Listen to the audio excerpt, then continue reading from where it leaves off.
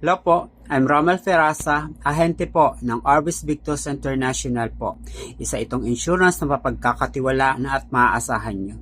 Tapos na po ako sa pagpapaliwanag sa inyo ng mga produkto namin. Kaya kung kayo man po ay willing mag-avail ng ganitong klaseng insurance, mag-message lamang po kayo para maibigay ko po sa inyo ang mga detalye kung paano po kumuha ng ganitong klaseng insurance.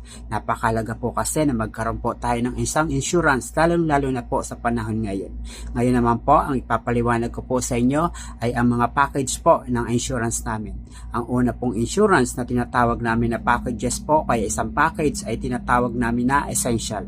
Ano nga po ba ang laman ng ganitong klaseng insurance?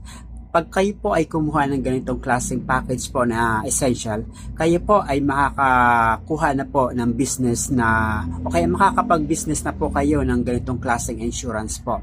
Maaari na po kayo magbenta po kung willing po kayo magkaroon po ng ganitong klaseng extra income o kaya extra business po, kasi pag once po kumuha po kayo ng ganitong klaseng package po, maaari na po kayo magbenta, maaari na rin po kayo kumita.